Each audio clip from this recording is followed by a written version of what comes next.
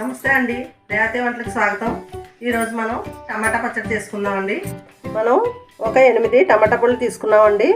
దానికి ఒక 10 నుంచి 12 వరకు పచ్చిమిరపకాయలు తీసుకోవాలి. ఈ మాత్రం చింతపండు తీసుకుందామండి. ఒక బెల్లం ముక్క, ఒక 5-6 వెల్లుల్లిపాయ రేకలు, 3 స్పూన్లు మినపప్పు, 2 స్పూన్లు ధనియాలు, తాలింపు సరుకులు రెడీ చేసుకోవాలండి. టమాటాలు ఇలాగా శుభ్రంగా ముక్కలు చేసి పెట్టుకోవాలండి. అలాగే పచ్చిమిరపకాయలు కూడా ఇలా 2 సగానికి విరుచుకుని కానీ చీరుకుని కానీ పెట్టుకోవాలండి. ఇప్పుడు మనం ఫ్రై చేసుకుందామండి. మనం ఇప్పుడు వీటిని ఫ్రై చేసుకోవడానికి సరిపడా ఆయిల్ పోసుకుందామండి. నూనె కాగిపోయింది కదండి, మనం ఇప్పుడు మినపప్పు వేసుకుందాం. ధనియాలు కూడా వేసుకుందామండి. మనం ఇప్పుడు పచ్చిమిరపకాయలు కూడా వేసుకుందామండి. ఇప్పుడు టమాటా ముక్కలు కూడా వేసుకుందామండి.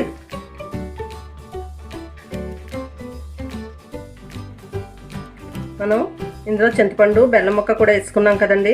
ఇందులో టేస్ట్కి సరిపడగా సాల్ట్ కూడా వేసుకుందాం. టమాటాలో వాటర్ అంతా బయటకు వచ్చి చక్కగా టమాటా మెత్తగా ఉడికిపోయింది కదండి. ఇప్పుడు దగ్గరికి వచ్చింది కాబట్టి దీన్ని మనం స్టవ్ ఆఫ్ చేసుకుని బాగా చల్లారి పెట్టుకుని మిక్సీలో వేసి మెత్తగా రుబ్బుకుందామండి.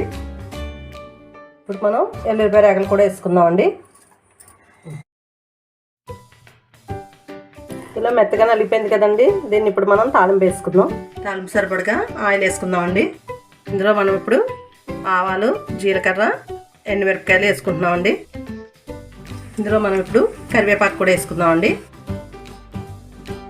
ఇప్పుడు ఇందులో మనం పచ్చడి కూడా వేసుకుందామండి.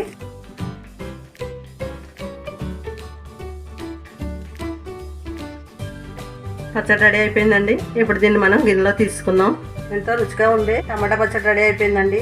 ఇది ఇడ్లీ, దోశ, రైస్కి కూడా చాలా బాగుంటుంది. మీరు తప్పకుండా ట్రై చేయండి. ఈ వీడియో నచ్చితే లైక్ చేయండి, షేర్ చేయండి, సబ్స్క్రైబ్ చేసుకోండి.